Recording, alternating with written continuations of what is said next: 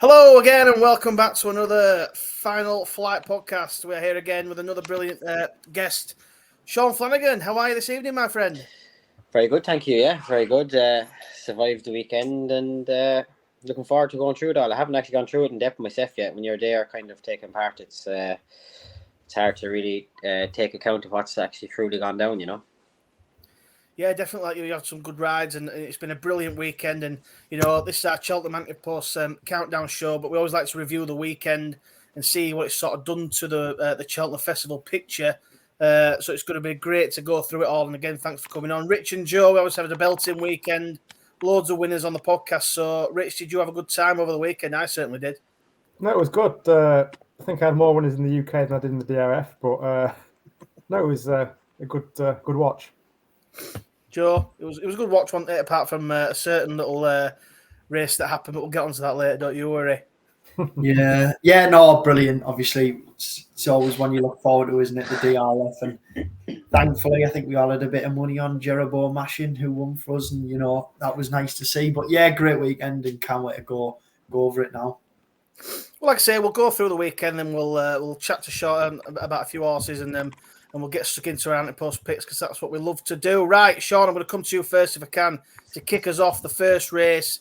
An absolutely belting start. Myself and Andy put up Dancing City. Danny Mullins, what a brilliant performance, and what did you make of it? I thought it was fantastic to see. It was a very, very good performance. I know Danny really fancied this lad himself, I believe. I know Willie's other one, Town and Road Dash. It just looked like it done a little bit much early on. The horse that eventually finished second, and it was stepping back in trip, I believe, wasn't it?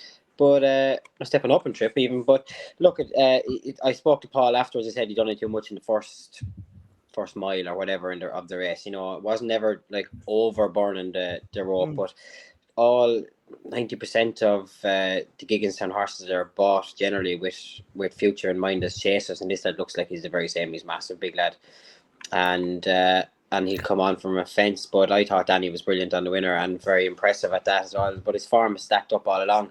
It has really good solid form all the way back. Yeah, I mean, I put up Slade Steele for any race, and his form ties him strongly with him. He split him and Ballyburn, so I think that everyone's talking about how strongly that bumper form is, and I just thought it was a brilliant ride, like you say there. It set off in front, but Jatara took it up, and he's just outstayed them all. And I thought it was a really good performance. Loved it, Danny Mullins, brilliant ride. Rich, I mean, what did you think of it? It was a great start for us. Yeah, very impressive. Like you say, he's got that form of Slade Steele and Ballyburn from his bumper days. I just think it was a classic Danny Mullins sort of ride, wasn't it? It was good to see. Good to see. Yeah, it certainly was, Joe. I mean, I think Willie sort of mentioned after potentially Albert Bartlett sort of type, which I'd probably agree with. What do you think? Even though I've got Shanna Bob in that, I think my slip for that one's a little bit at risk at the moment. What about you?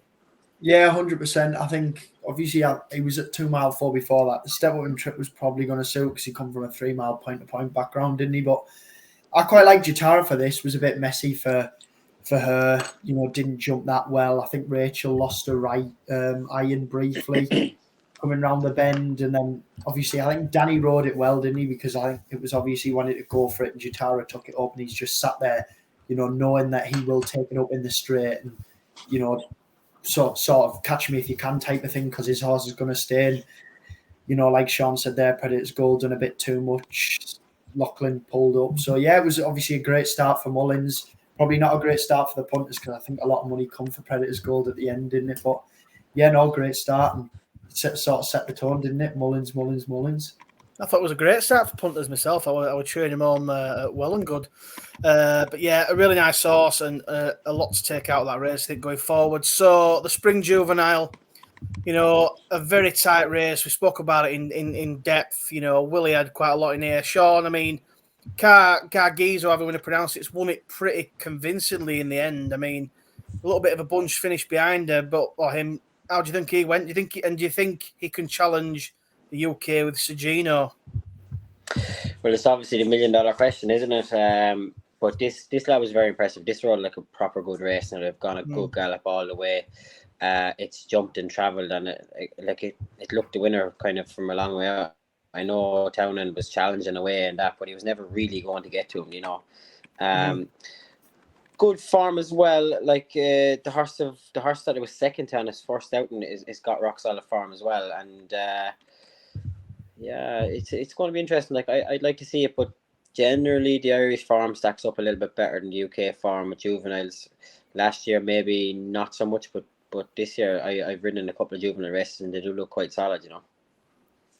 Yeah, and to be fair, we did mention that where you sort of think, well, Sergino is kind of only beaten Burdett Road, who maybe didn't fully perform. Where in the DRF race there, you've got, you know, a full field of strong juveniles, and Cargies has put them all away pretty well and made it look quite easy. So I'm not. I mean, I've got Sergino. I put him up a few weeks back, so I'm confident he's going to be there thereabouts. Cargies definitely is a little bit of a worry, but I'm not too worried. But we shall see. Rich, Cargies, what do you think?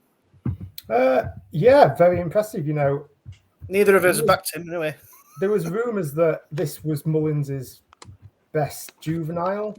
I mean, first time out behind Carlo Conti, I think he was very free and didn't really give a true running. But yeah, like I say, she's a Grade 3 winner over in France.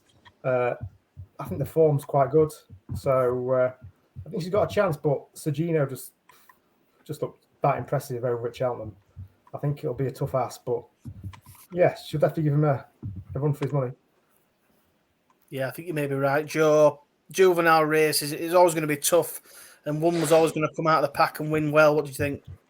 Yeah, 100%, mate. Obviously, I think Cargies is probably one better than the 1 1/4 lengths, you know, that he's won by in the end.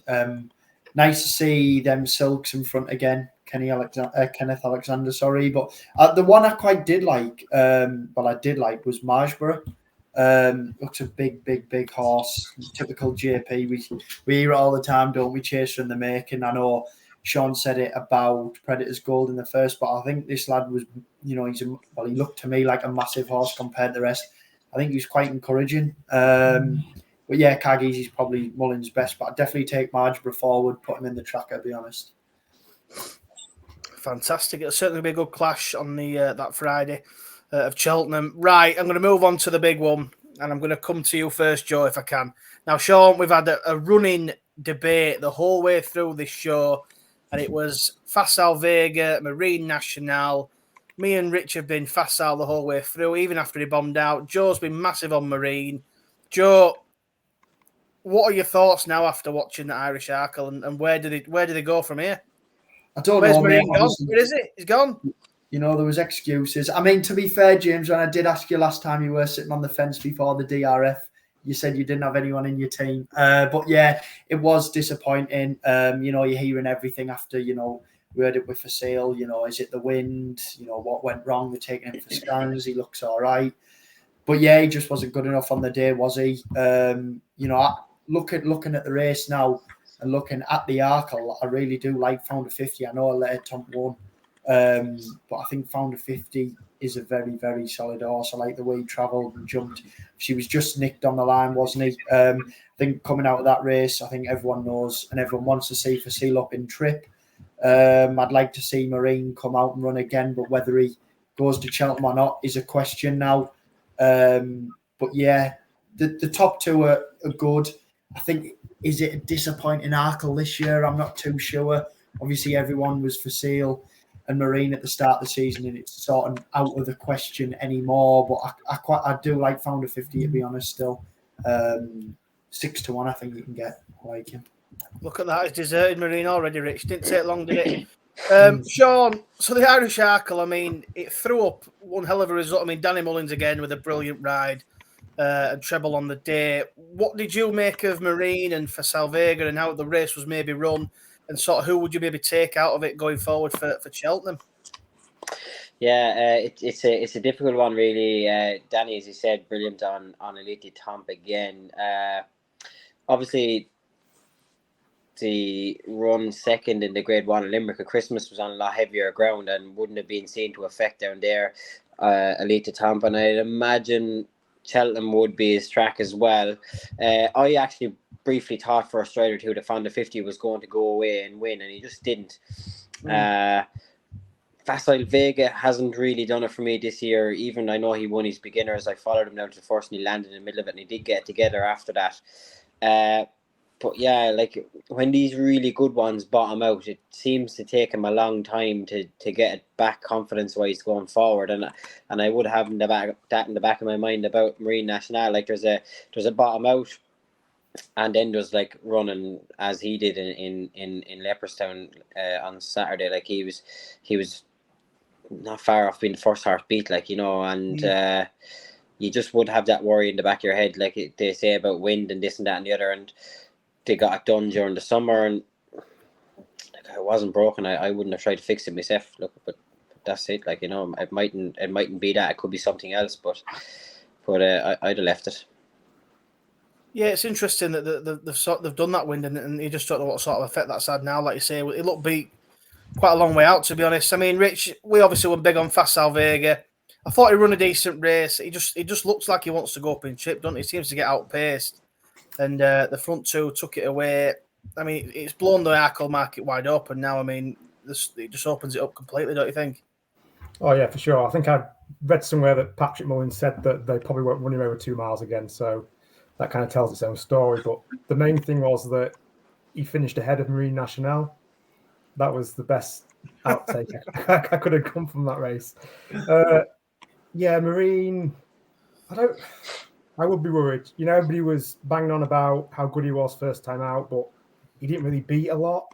And everyone was saying, oh, he's going to win the Arkle. You just think, did he avoid Facile, and was it Factor File in that race? Was that the same race? Originally, I think, yeah. Yeah.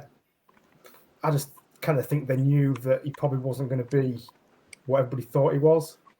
But like I say, you can always give one horse a bad run, so maybe it's not a lost hope, but the Arkle's wide open now. I like the winner, Ilate Tomps. I think he's going to be a big player. I mean, he's got form behind Gaelic Warrior, second to him last time out. So, mind you, that looks no good now. No. It was sad. Yeah, I mean, with Marine, it's tough. I mean, we forgive Facile Vega a run, so we've got to forgive him. We'll see what they do with him next and what comes out. I think the worrying thing for me was Marine looked beat a long way out. I don't think he was ever looking to challenge, was he? I mean, I think he made a hash. Hasher was at the second last, but even before that, I think Michael O'Sullivan sort of knew it was race over type of thing. But, you know, we'll see how we go forward. Yeah, that drum you've been banging soon went quiet, Joe, unfortunately. Hopefully he's all right, because he will make a good race if he comes back strong. So fingers crossed he does make it and he is okay. But we shall see. I think we've been nice to you there, to be honest, Joe, after what you've been saying over the last few weeks. But we'll let you off. Forget about Marine. I mean, Facile's come fourth and third. He's not a weapon like you. He still beat Marine, though, didn't he? He might come on for the run. You never know. It's still better than Marine. He beat Marine over inadequate chip, Joe. That's what I'm saying. He's achieved more of offences than Marine. Anyway. Moving on. Right. So the Irish Gold Cup then. Sean, I'll come to you if I can. Galloping des Champs, fast or slow, a little bit of a match race. The couple in behind weren't really in it, but how impressive was Galloping des Champs, and does anything get near him in the Gold Cup? I'm struggling to find anything to take him on.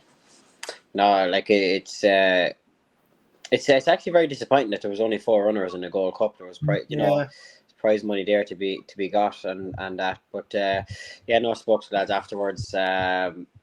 Like JJ was very happy with his lad. He just maintained Urani's race, and that's that. And Galloping des Champs is just a step ahead of everyone else. You know, like what he done at Christmas time, I thought was absolutely phenomenal. He probably wasn't as impressive this time as he was at Christmas, but I suppose you can only beat what's there in the day to beat. You know. Yeah, I completely agree with that. I think fast or slow has done everything right, and still just not really been able to get near him. I think we'll struggle to get him beat in the Gold Cup. Rich, I mean, he's gone odds on for the Gold Cup. I suppose there's not really anything now in Ireland that can get near him. Is there anything in the UK you think can get near him? I'm struggling.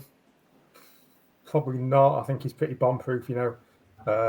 I was fairly impressed with fast or slow. I thought his jumping was quite good. He kept up with Galloping for the majority of the race, but like you say, he's just a monster when he's galloping.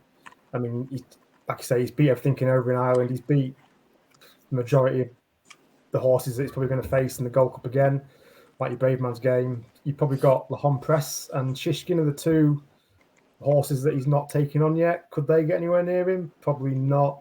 So, yeah, he's probably just going to win it again.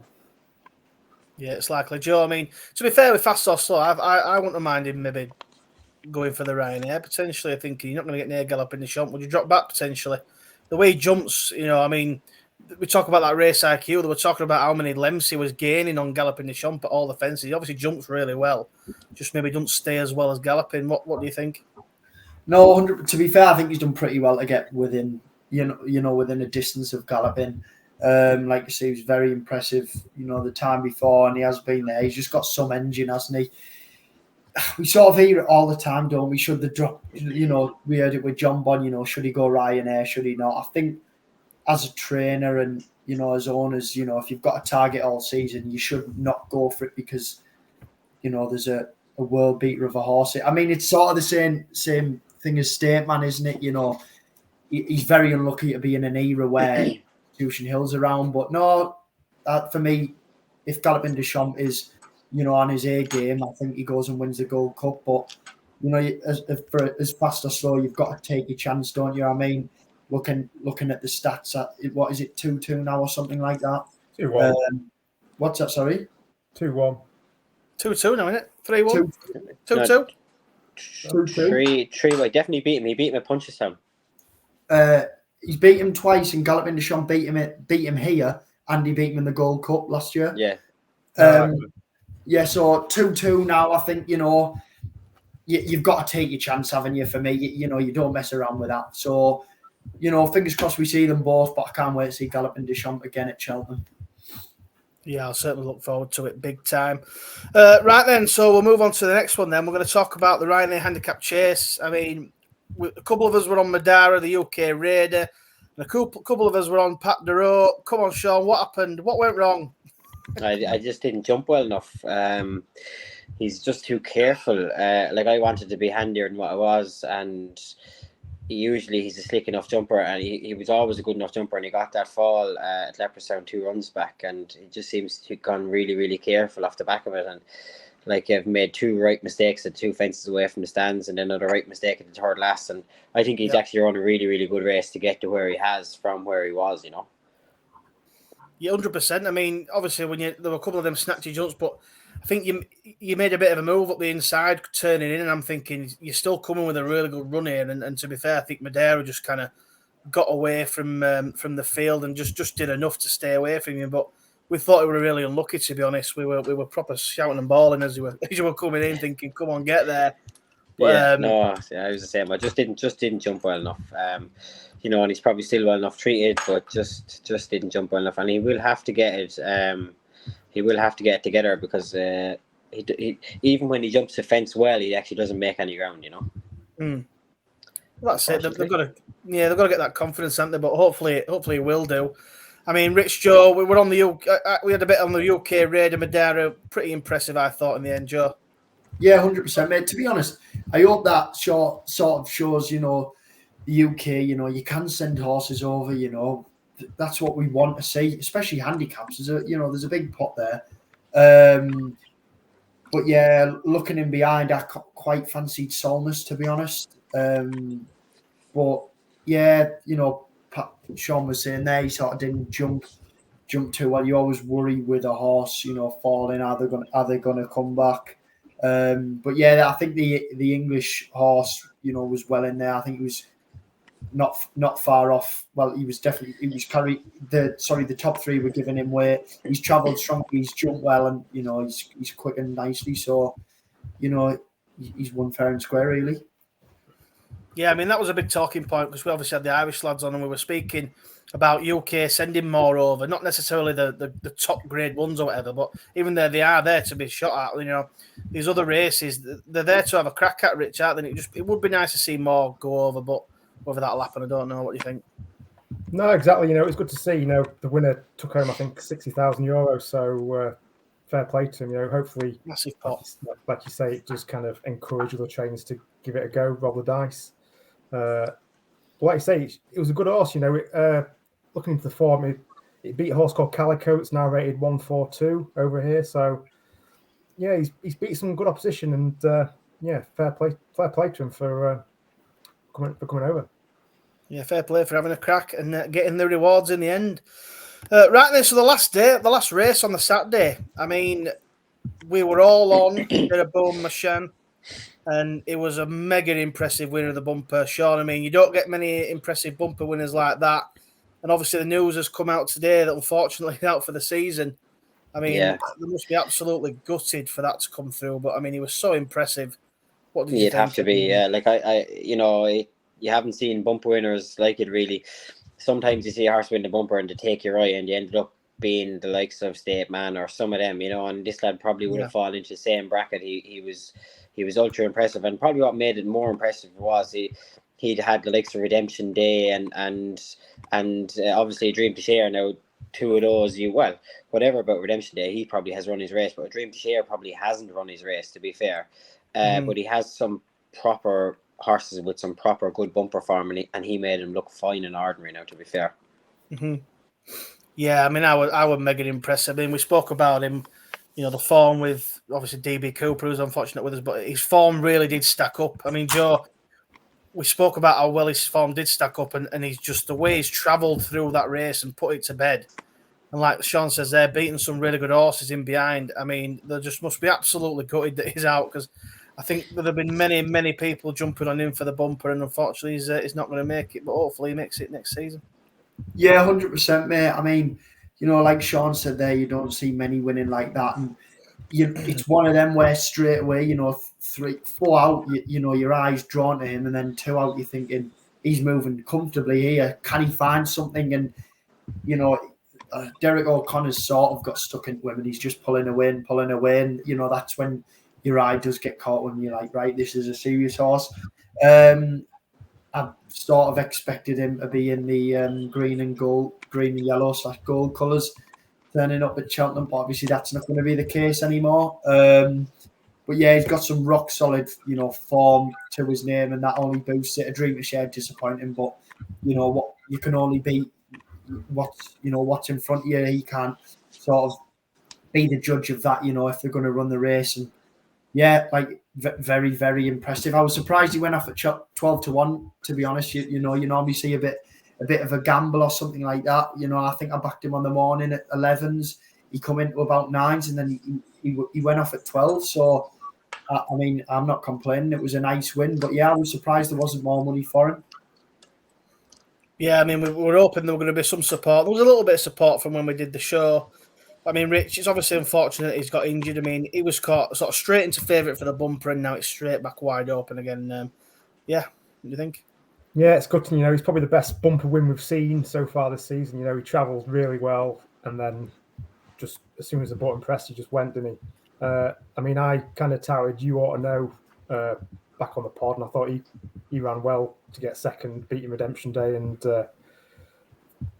beating the rest of the field. He's probably going to be a player. But yeah, gutted for connections. He was probably going to, like I say, he went straight into favourite for the bumper and would probably have won, to be fair. Yeah, it's a real shame, but hopefully they can sort the issues out and it comes back stronger next season. Right, so that's day one. Obviously, we all smashed it on that day. It was a brilliant day. And day two comes along, and we have Feet of a Dancer, who a few of us back, Sean. He come third. Another decent run. Brucio, to be fair, looked pretty impressive in the double green. Daryl Jacob. How did you what sort of feeling did you get from Feet of a Dancer and running in that race with Brucio? Yeah, like she's a very slight little mare. I was probably to the pin of my collar speed-wise early on and more or less all the way. And she's come home really, really well. She'd be one actually for down the road. I'd imagine she's going to improve as she goes forward. She's only a 5-year-old mare and she's handy, so she'll come forward like Brucio. If you take a look at it, I suppose I'm 5-year-old mare carrying 10-11 and Brucio's a 6-year-old mare carrying 10-2. Like you can see the little gap in it, Yeah. And then you have obviously Minx Tiara, who I would always ride in the middle of us, and she's a 9-year-old mare and she's only got 10-9, and she's very hardy and able to go a good strong gallop. And we obviously had the English Raider over, belonged to what's he called again? He pulled up, didn't he? Yeah, Adrian Keatley. Like it went some gallop now, like yeah. And I don't know. I didn't look at its form. I didn't really have it down as a front runner, but it went in a ferocious gallop and led us along a very good gallop, and that's kind of what put me on my head early on. But I think I've run a lovely race. Debrussio's form, it's like it hasn't beat much, but it did win in a kind of good enough fashion at Catterick, and I had one or two goodish runs. I think I had a good run in Down Royal while I was finishing third in the maiden one time as well. So I suppose the little nips and nops of form are there, and it just put it all together on the day, you know. Yeah, I'd agree with that. Like we said after, we sort of said, oh, well, if you look back through the form, she's actually got some decent form in and around some good horses. And I thought it was always going to be a tough nut to crack that first race on the second day. Joe, I mean, again, I sort of went with feet of a dance. So I thought she had that good chance. But like I say, the way there is probably quite tough. But I thought it was a good race in the end. Yeah, 100%. I know we obviously had Craig Nichol on before, and he spoke very, very highly of Doyle the Barn. He fell in that race. And then he went on and he won very, very nicely at Catterick, didn't he, by 10 lengths. And, you know, horses like these sometimes coming under the radar. I think this one especially, you know, went off 20-1. You know, and it's one of them when you look back through, you start kicking yourself a bit. But, you know, Bruce Yo won with a bit in hand. But like Sean said there, you know, carrying 10-2, you know, in these handicaps, you know, you want to look through, you know, who finished where, who was nicely treated, who wasn't, you know, and obviously said their fever dancer, you know, will improve. And I think there's a couple of others in there who probably will come on from the run and weren't very, very well treated compared to the winner. That's a fair comment. Rich, what did you make of the race? I can't remember who you went with this time. Must have been down the field if you can't remember either. Nintendo was my pick. That's right. Yeah. I'm just scrolling down to find her. Go on, mate. No, I mean, Bruce Yo was a good winner. You know, he's got finished third to Down Memory Lane, who's a smart horse. So, like you said, the form was there. 10-length winner at Catterick. Like you say, a nice weight here. So, yeah, we all should have known, shouldn't we? We should have all just looked into it. We should have messaged Dowell beforehand. Well, JJ Slevin was on her, so maybe that. No, that's true. Yeah, was it? Oh, yeah. Yeah, it's only 10 stone too. Yeah. So my bad. So yeah, not a lot to say really. Stayed on very well. Very good, impressive performance. A nice placing in a handicap for me. Sweet. Right then. So then we'll move on to the next. Well, the four biggies on the second day. I mean, obviously we start with the Ladbrokes Chase, Factor File versus Gaelic Warrior. A lot of people were on Gaelic Warrior thinking, will he jump out to his right? Will he be able to handle it? Factor File has been tipped up by a lot of people. Sean, obviously nobody wants to see a match race in a Grade 1, but I suppose we did have the two best, you'd have to say. What did you make of it? I mean, Gaelic Warrior just didn't seem to fire at all, would you say? Or I don't think there's anything that's come out after. Didn't fire at all. But then again, you do have to go back to, I know the farm from Leopardstown should have been franked in a way with Elite de Tomp, but some horses put more effort in on very testing ground than others, and you know, it's obviously just the run at Leopardstown or Limerick at Christmas time has just left its mark, and that's really it. Didn't run its race at all. Look, as you said, it's very disappointing to have just a 2-runner race in a Grade 1 like that. But yeah, Factor File is very impressive. He's gone and done it well. Whether Gaelic Warrior was on his game or not, I don't think it would have mattered. Like he's jumped and travelled very unconventional route, like to run in the Cheltenham bumper and then go straight novice chase. And it's unusual, but it's worked, and you can see why he's massive, big, scopy looking horse, and it's working for him, so it's a credit to him as well, you know. Yeah, I'd say you're right there. I mean, we sort of speak about it. It's quite tough to judge Factor File's actual form because, like you say, he obviously got beat by American Mike on his first time, and then he's beat Zanahay by a mile, but they didn't really get involved. And then obviously he gets Gaelic Warrior run his race. We just don't know, as that race previous took it out of him too much. So what do you make of him and his performances. I mean, Joe, you know, we've all picked a couple for the Browns and things like that, or the Turners, which way he might go. But what did you make of it and where he might go? Yeah, you know, I can't see him coming down to the Turners. But yeah, obviously we had Darrell on after he got beat by American Mike. You know, and he's come straight from bumpers, you know, over fences. They were never going to sort of bottom him out in a way or have him fully prepared. You know, it's the typical he's learning on the job. You know, do you know what I mean? And obviously, regardless if Gaelic Warriors, you know, performed or not, he has definitely took a step forward here. You know, jumped nicely, travelled well. You know, obviously you don't want to see, you know, it finish Factor File on his own, but yeah, he's took a step forward. Like you say, it's hard to read. I'm a big fan of the Cheveley Park horse for Mullins, Grange Clare West in the Browns, but obviously we didn't see him this weekend. But yeah, I think Willie said after, you know, Gaelic Warrior was very gassy before the race, but you know, apparently that's the character he is. You know, they'll obviously want to get to the bottom of that. Sean said, hopefully, and fingers crossed he's right, that the race was just too much for him and he'll come back and he'll head off to Cheltenham. But you know, it's all the talking point, isn't it? We'll probably see a different Gaelic Warrior next time out.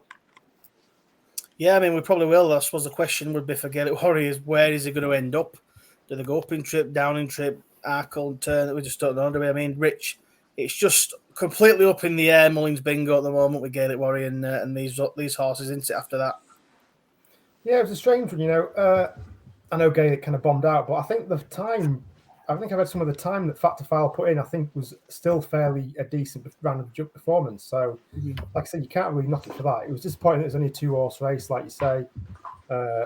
Yeah, Gaelic just didn't look himself whatsoever. You know, he's been that impressive. His last start at Christmas before, he just blew him away, didn't he, from the front? So, yeah, like you say, probably did leave his mark. I just wonder, would they maybe skip Cheltenham?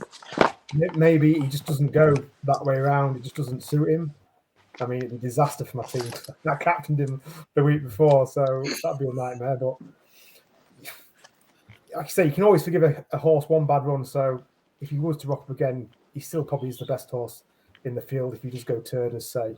So I wouldn't write him off. But yeah, Factor File, like you say, the form's hard to read second in the bumper, but that Cheltenham bumper has produced quite a lot of winners this season. I know they've all gone over hurdles, but yeah, it also says a lot that Mullins has gone straight over fences, so we all probably should respect what he's done, and he's some proper horse over fences. So yeah, I think I'm probably with Joe saying he probably doesn't step back in trip. I'd probably say he goes up in trip to the Browns, but who knows? Yeah, it's certainly interesting and one that we'll look forward to watching which way ever he goes, and Gaelic, we'll see what he does. Whether he even we'll see what he does, whether he comes back in trip or not. With a wide open Arkle, he may do. Right then, the big one, the 2 mile novice hurdle. Sean, This is the one. Ballyburn has obviously blown this field away. I put Slade Steele up on our last week's show for any race, thinking that if he gets beat by Ballyburn, he'll go whichever way he doesn't. Now, Ballyburn's obviously been mega impressive. I mean, based on that, what were your thoughts? And if you owned him, would you go Supreme or the bar in Bingham? Come on, Sean, give us the answer to the Mullins bingo. We all want to hear it. I think it's a no-brainer. With the way he's gone around there on Sunday, it's a no-brainer. He should go straight for Supreme. Like he's sharp, he's quick, he does everything that a Supreme horse should do, really. And he stays, obviously, because he won a 2.5 mile maiden. So that's what I think. You know, especially when you go to the high level race in Cheltenham, a proper 2 miler should be able to stay at 2.5 as well. If he's quick, a quick horse that stays 2.5 is a proper 2 miler. You know, I was blown away by him because I was a big fan of Slade Steele myself. Obviously he does stay as well, and I believe he did come from the Pint of Pint route. He was Paul Pierce's before when he won his Pint of Pint. And I would imagine if Ballyburn was to go for Supreme, then he would be your pick for one of the longer distance races. Yeah, that was kind of my logic. I thought if Ballyburn impressively wins this, he's got to end up in the Supreme, surely. And I think Slade Steele, he's obviously beat the rest by another sort of 7 lengths. So I'd like to think he could be very, very close in the Barring Bingham / Ballymore. Joe, how impressed were you with Ballyburn, mate? You can't not say it wasn't a fantastic performance. No, very, very impressive, mate.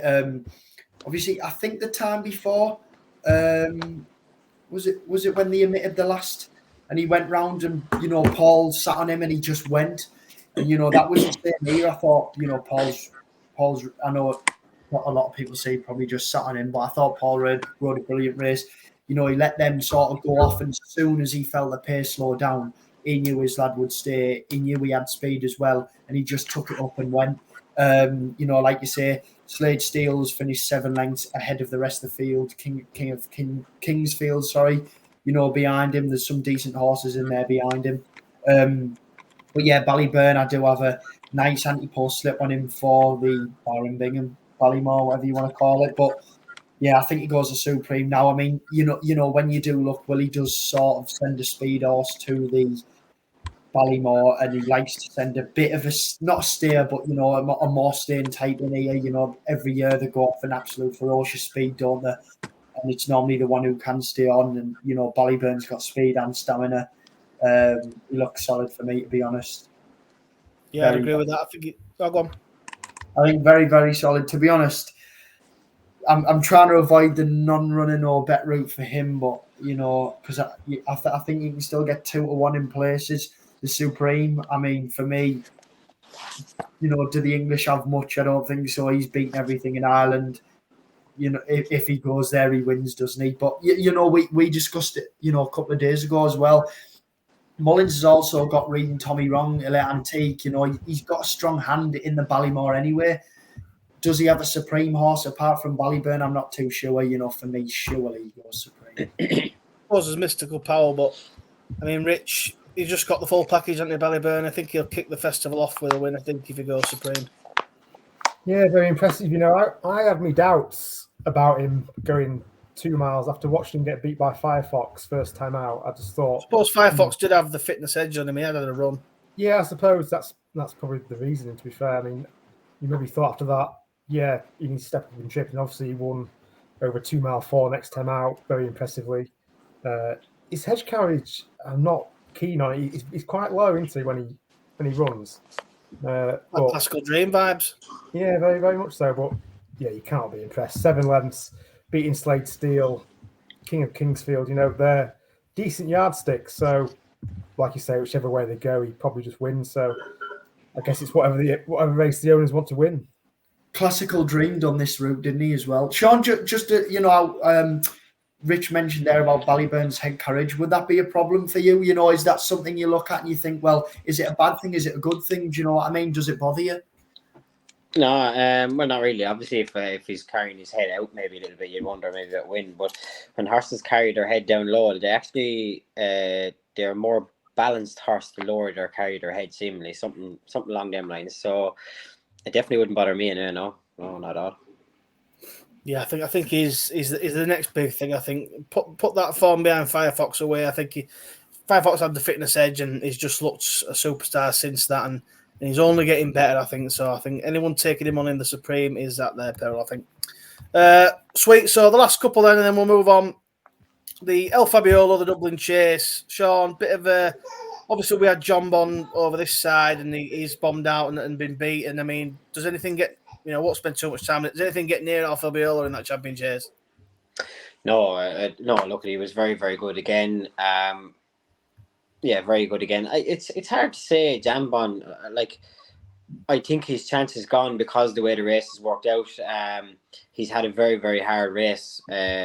Unusual for him to make the mistakes he's made at Cheltenham, but it was a funny sort of race, wasn't it? Like he made the mistake, and then he was going to win again, and he's chipped in at the last because he's made the mistake, and he was just very unlucky, and he's ended up having a hard race off the back of it, which will probably stand, what was it, 5 weeks from Cheltenham, which won't help him. But I do think he would have had all his work out to beat the El Fabiolo anyway. Yeah, I'd agree with that. I think we spoke about it on the show before, and I'll keep saying, but John Bond needed to be impressive, and now he's had a very hard race trying to win that, making the big errors. Lads, I mean, El Fabiolo, he's had a pretty easy race. He's won it well. he looks like he's getting better, and I just think he's not going to get beaten, to be honest. No, 100%, mate. It's the engine for me. You know, I wouldn't say catches the eye jumping wise, but he's just got such a good engine, and he never really, when you watch him, he never looks in trouble. Do you know what I mean? And I just feel like he's got a lovely temperament. John Bond looks like he gets fired up sometimes. You hopefully you win, but you know what you're going to get with El Fabiolo, don't you? He's a powerhouse, got an engine. He's one of them. He's great to watch, isn't he? Yeah, anything to add, Rich? He just wins, doesn't he? He's one of the bankers of the week at Cheltenham. I just don't see how he loses, to be fair, bar a mistake, but he seems to have improved his jumping. So yeah, he just wins. Well, you know what they say, anything can happen in racing. We spoke about him maybe going up in trip, John Bond, but he got scratched from the Ryanair today, so it's all systems go for the champion chase. If he gets there, fingers crossed he does, and we'll at least get the clash.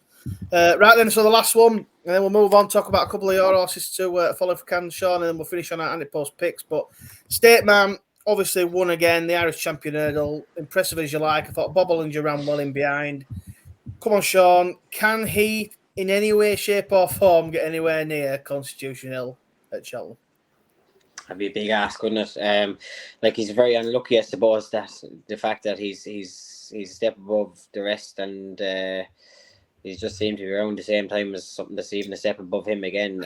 He's a very, very good horse, but he'd have it all to do to beat him, I think, and that's general consensus. Now, he is very versatile, that he can make a run, or he can take a lead, or he can do whatever you want to do with him, and he's which would help to, I suppose, regarding tactics of what way you want to ride him on the day. But then Constitution Hill is kind of the same. He doesn't have to do either or either. So yeah, look, he'd have it all to do to beat Constitution Hill, and yeah, it'd be a very, very interesting race to see.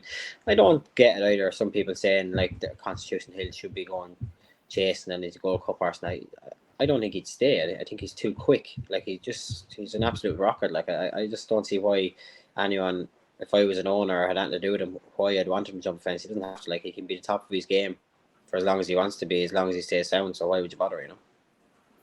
Yeah, I agree with that. I think we've had long discussions about the whole chasing thing. I think even Henderson even come out and said, look, they don't even think he stays. So why bother even risking it? If he weren't going to be a Gold Cup horse, what are you really going after when he can probably win as many Champion Hills as he wants? I mean, you from sort of a jockey perspective, if you're on State Man, I mean, how would you even try and get him beat? It's like you said there, you go either way and you kind of stuffed either way, aren't you? Yeah, if he was a keen going sort of a horse, you'd try and eye him some sort of a way. You'd maybe get onto his tail or something, but he's not. Like, you can settle him in whatever you want, or if you want to go ahead, you can do that as well. Which is the same as with State Man, which is a brilliant trip. But then 90% of the time, all those really, really good horses are just that laid back type, and they just have this phenomenal ability about them. But I thought actually in that Irish champion hurdler, it was very impressive. Bob Alger, that was a brilliant run out of him. He's on a massive comeback trail. I don't know, do they step him up a little bit in trip, going to Cheltenham maybe, and stay away from the two lads and see if he can dominate another category? I don't know. Yeah, I think to be fair, I think there were obviously a few scratchings today. I think he were taking out the champion. I think they did mention Aintree. I think the Aintree Hill's a bit of a step up in trip, but I mean, I've been a massive fan of Bob Ollinger, and to see him sort of coming back to some decent form is just fantastic to see. And like I say, at least State Man's going to take on, I suppose Constitution Hill not really having the runs that he may have wanted this season might be something that tips a little bit towards State Man's way, but we shall see. Rich, I mean, we know Constitution Hill's really good and State Man's just as good, just not quite at his level, or we'll see it will come March, but what do you think? Like you say, he wins everything over in Ireland, doesn't he, State Man? I saw something on Twitter about how many Champion Hills would he have won the years previous, and you could say he'd pick at least a couple up. So he's very unfortunate that Constitution Hill is about. I mean, he's got 9 lengths to make up from last year's champion hurdle. So, like you say, the only thing maybe in his favour is Con Hill's only had 1 run this year. Maybe that could get them a bit closer, maybe. But yeah, I don't know. I think he's vying for second place again. I just wonder, if he does finish behind him again, would they go chasing next year? We can't beat him, so let's No, Let's try something else. I don't know. I'll throw it all up in the air. But what do you think, Joe? State man. Yeah, 100%. You know, I said it about John Bon and horses like that. For me, you know, it is disappointing. But how many Irish champion hurdles has he won now? Is it 3, 2? Two, yeah. You know, Yeah. As an owner, you know, he obviously started off at you know, thrown in at Cheltenham, and he goes on to win 2 Irish champion hurdles. He wins everything in Ireland. You know, he's not a disappointment. You know, he's just very unlucky that Constitution Hill's a horse who's got a lot of ones next to his name and, you know, is unbeaten. But you you can't. I think a lot of people, you know, like, oh, Stairman, yeah, he's a decent, he's a top class horse. And he beats everything in Ireland. Like I say, he's just unfortunate to bump into a freak. But for me, you know, you don't change what's, you know, you don't change what's, sorry, you don't try and change what's not broke in a way. You know, you keep him doing what he's doing. You can't change because there's, you know, one horse in there. Yeah, I'm a big fan of him. You know, he's the Irish hope, isn't he? You know, to be fair, if you went, you know, along them lines of Conhill, you know, it'd be a one horse race, wouldn't it? But, you know, when you look at it, you know, everyone would think, well, I can't beat Conhill. So you've got to go, you've got to make it. I know Mullins will try some tactic. He might have 3 in there. He might try and box Conhill in. You don't know, but yeah. Yeah, you know, he's a great horse. You know, it's nice to see, and you know, like Sean and you alluded to as well. You know, it was nice to see Bob Ollinger, you know, come back to sort of his best. You know, 5 lengths behind Stateman. You know, very impressive. Fingers crossed we see him go on to do something either at Aintree or Cheltenham at the end of the season. Fantastic. Imagine if Willie, I'm just going to put 5 in the champion hurdle and block Constitution Hill off. Yeah, just try and like. Oh, hilarious, that man. Just get Patrick Mullins to tell him not to jump on his inside. Get Danny Mullins to go on the outside and say, "Don't jump on my outside." Oh, that's hilarious. Right then, so that's the DRF review. Another fantastic weekend and some really good results, some good winners, and some really nice losses on show. It looked like everyone had a good time who went as well. So yeah, brilliant. Right, Sean, if I can just come to you for a few minutes. We normally sort of ask our guests if they've got maybe a horse or two that maybe have ridden or riding out or sort of working closely with that you maybe could follow in the next few weeks. Have you managed to think of any for us? I suppose I've sat in a good few of them lately. There's probably 2 that springs to mind. One, he actually won a maiden hurdle. Now he has disappointed on his last 2 previous runs, and I just love to get to the bottom of why he's disappointed, because his homework is like to a level that I've very seldom seen actually, and he won a maiden hurdle in Galway really impressively, a horse called Release the Beast, and he was disappointing then his next 2 runs, and he's just a horse that I'd like to mention because I'd say if he can run to half of his work, he'd be a really nice horse. Paul Nolan trains him, so he's one I suppose to stick in the notebook and just keep an eye on him before you'd go back on him for anything. And then a horse of Gavin's that won a bumper in Limerick the other day, working well enough at home, and then went, and there was a lot of horses spoke about in the bumper that they touted to be nice horses, and Andy Sell has gone and beat him, and actually looked like he beat him in quite good fashion. I'm trying to think of his name. The Dancing Tree, he's called. So he's a really nice horse, jumps well, does everything well, owned by a very, very lucky bunch of owners. They've only a handful of horses in Gavin's, and I think they've all won. So yeah, they're definitely 2 that I'd be involved with that I think are smart horses, you know. Fantastic, mate. That's brilliant. Thank you very much for them. We'll definitely keep an eye out then, and we'll hopefully go on, Joe. Can I just say one thing? Did you watch Larkin's horse to follow today, Golden Ace? Very well. Oh yeah, Golden Ace obviously won today impressively. We had obviously, when we asked him, we've had Doyen Dubar of Craig Nicol was probably the best one at 7-1. That was a great pick. Golden Ace won today for Larkin Williams. So we'll see if you can jump ahead of the guest table of winners, Sean, in the next few weeks. Lovely. Fingers crossed. Fantastic. Right. I know you've got a couple of rides tomorrow. I think they're going to go. I could be you when they're at Arch Hall. Yeah, That's I wouldn't know much about Arch Hall. Its first run. It could be you. I actually won a handicap chase on it at Galway a while back. His form has taken a bit of a dip since then. Probably would handle very testing ground if it's on with inspection tomorrow at 7:30. Yeah. And I believe he's in good nick. So yeah, he wouldn't be without a chance, to be fair to him. A grand big old scopy sort of a lad, and he'll plough away through the ground, you know. Oh, well, fingers crossed it's on and he runs well. Sweet. God. Right.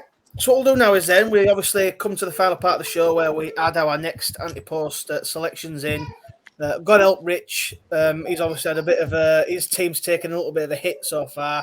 We're not going to bother going through the teams this week. We're going to let you off this week, Rich. But what we'll do is, Sean, we'll go through our picks, probably ask you your opinion on it, and then we'll finish with you. If you've got a bit of a dart for Cheltenham, that'd be great. Go on then. I'll go with you, Joe, if you want. If you want to kick us off tonight.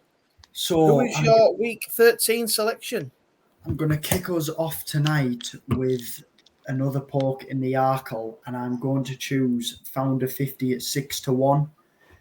I think this is an absolute cracking price, to be honest. Gordon Elliott's, spoke about this horse in very high regard. Joe, can you hear that? I can hear Marine National crying. You've soon deserted him, mate. You've soon deserted him, mate. One run and he drops him like one run and he's dropped him just like that. He's still in there at 11-4. He's still in there at 11-4. No, but I just think this is, a safe bet. There's a lot of talk about Marine not going now, and that's why I wanted to sort of get him in before the prices do collapse. Like I say, I think 6-1's a steal. And you go back through his form. He was beaten on absolutely bottomless ground by I Am Maximus. A steer who obviously ran in the Irish Gold Cup at the DRF. He won a chase before that, beating Colonel Mustard very nicely, and then he come out again and won the Grade 1, beating Facile Vega by 6 lengths, beating Sharjah and beating my mate Mozzie. That was impressive. Then he comes to the DRF, like Sean said there, I thought he was going to pull away. I know it's 2 mile at Cheltenham, it's a slightly shorter trip, but I just like the way he travels. I think he's a very solid horse. Although he's been headed the final strides, I think he's a horse who will stick his neck out. He's kept the form with Facile Vega and Sharjah, and I think they run up to their standard. When you look at the market now, I think looking at the race, I think it will cut up. And I know we spoke about before, James, Founder 50s 6-1, and your choice is in there, but I think come the day if Marine, as soon as the market's changed and Marine doesn't run, you're not getting an each way price then, and none of the bookies they'll probably be 2-1 or something like that. So yeah, Founder 50 for me for the Arkle. Absolute no loyalty whatsoever. There's no loyalty left in the game. It's completely gone. Sean, what do you make of Founder 50 then? Do you think he's got a chance in the Arkle and it's slightly back in trip? I would worry about being a little bit back in trip, to be honest. As I said, I thought he was going to go away and win in Leopardstown the other day, and he just didn't. So I would wonder about a trip. Then again, Cheltenham is a lot stiffer place than Leopardstown, so it might put him in the mix a little bit. It is wide open contest now with your man running as poorly as he did. I don't think he has time to bounce back really more than anything else. So it's a wide open contest, I suppose. Like realistically, what else is there to beat him? Like Has the UK got anything? You got, sorry? Has the UK got any champion chasers? Not really. We've got JPR1 maybe if we're lucky, but that's probably as good as so nice one, Joe. Your loyalty, like I say, it's disgraceful, but I'm nice you getting another dart in there. Rich, go on then, mate. You've obviously put a hell of a lot of picks up who have been demolished in quick fashion. Who are you putting the black mark on this week? Well, I've had to kind of revamp my whole team with Gaelic bombing out and Allaho out, and who was the other one? Conflated for the cross country now. Cross country, so that's Vega Arkle. Yeah, so it's not looking good. So I've kind of gone to the Mare's Chase, and I've gone through it, and surely Dino Blue has to win this, so she is going to be my pick. Lay of the meeting now. Yeah, probably. I mean, she's into 6-5 now, so Nice anti-post price then, Rich. 6 to 5. Just like your 11 to 10 on. But yeah, just going down the list, I mean, you've got Limerick Lace for JP as well. It's probably the main danger. But then you've got Allegory Devassi. She's one that I fancied last year in it, but she can't seem to back her runs up. Like, she goes and wins, and the next time out, she just seems to find nothing. You've got Gala de la Toe that I was going to put up, and then Harry Skelton said she needs about 4 miles, so she's not going. Then you're down to like Bride's Hill, Riviere de Tel, Muscada, Magical Zoe. You know, I don't think there's a lot in the race, so I think Dino Blue, obviously she's stepping up 2 miles 4, but she's second to El Fabiolo. I think that's good for me. I thought it was a good run. So yeah, I'm hoping she can get me at least one win from the team. Right then, Sean. So obviously Rich he's not had the best of luck. Do you think he's finally found a banker? Possible, I suppose. It's a bit away. Like you are throwing darts, and the best thing about it is, no matter how short a price they are, like I suppose Marine Nationale Weekend is a perfect example. You wouldn't want to steer away from any race because of one horse, because they can all flop, and that's the bottom line, you know. I think that's the key point there. No matter how short, there's a lot of short price favourites in these markets at the moment, and just anything can happen on the day. You just don't know. So you never know, Rich. You might have finally found one. It wasn't a no. That's what I'm taking out of that. She's got good ears. It was a diplomatic answer, though. Very much so. Should be a politician. Oh, I love it. Well, obviously I had Slade still last week, so I am going to dip my toe into the Arkle myself this week. My first chance at it. I tried to stay away from it as long as I could. It's a good job I did. But I am taking a little bit of a chance on one. Now, I did message Daryl for a bit of information, but he's completely ignored me, which is fine. No issue with that whatsoever. He might have texted me after this, but I doubt it. I'm going to go for one in the double green, and I'm going to chance Hunter's Yarn at 8 to 1. Like we said there, I think, the race is wide open and there's not really much in it, and you've got a lot of question marks behind most of these. Like I said there, Marine's kind of bombed out, probably won't have enough time to get right for it.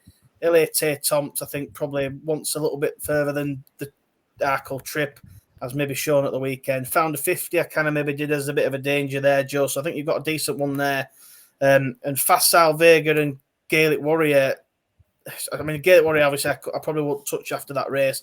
And Facile Vega, as much as I love him, I think he just wants to go up in trip. So will he even go here? Will he not go at the turn? As we shall see.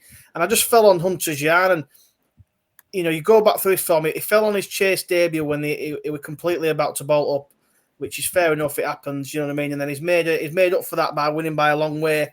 He actually beat, your ride at the weekend, Sean, Pat Daru. Yeah, Pat Daru, by 10 lengths. And he made a bit of a bad error at the last as well. So it might have been a lot further than that. And he had firm footings in behind as well.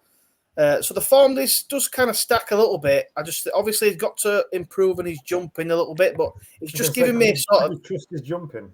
Well, this is the thing though, that the novice chasers, they're all going to improve as they go, and if he does improve, he does have the engine and he can jump at a bit of speed. So I'd like to think he's got a really good chance. And I just thought 8 to 1 is one. He's taking a similar route to a few horses that Willie Mullins has used that race before. He has sent them to the DRF and then to the Arkle, but this time he's kind of not doing that, because when he's done that, they've kind of not run the race in the Arkle. So I'm wondering if he's changing tact with this one a little bit, and he might be skipping the DRF to keep him fresh, ready to go, get some more schooling into him.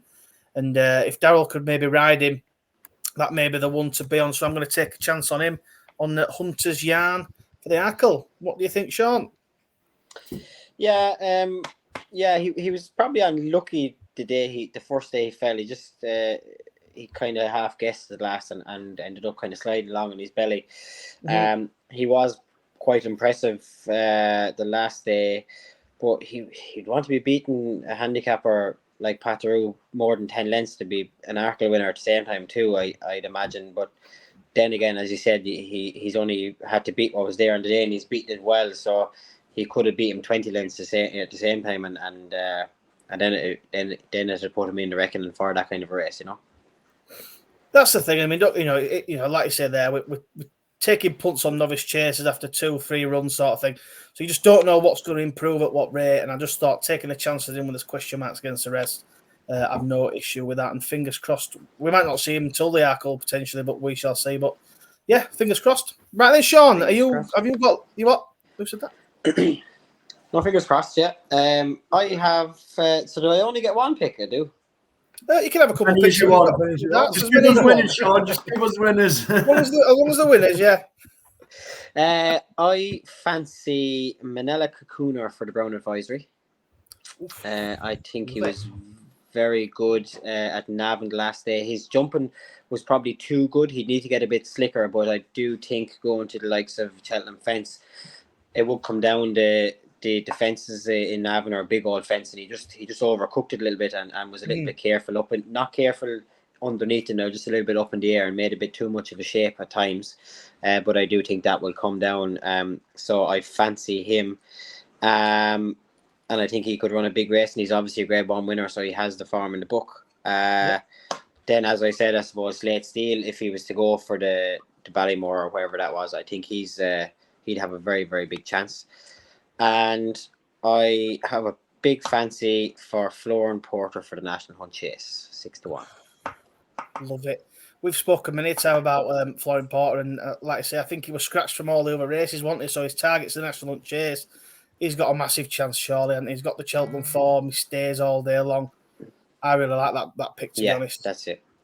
We're going to put all the jockeys' picks together, aren't we, James? So you got Rich? We're going to put all the jockeys' picks together, aren't we, for a jockeys team and our team, and we'll see. See who performs better. Please don't finish that sentence. I think we know who's going to win that, mate. Well, you're obviously Rich.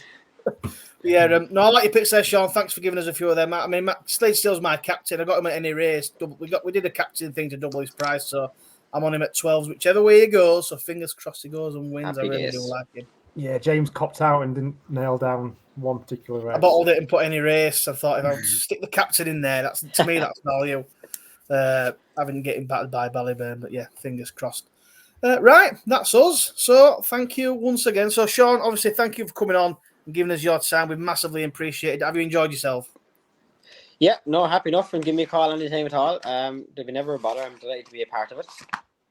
Fantastic. And obviously, well, actually, one quick mention. You've obviously got this jockey valeting. I was going to mention that your valeting business. How's that all going? I think it's really good what you're doing there.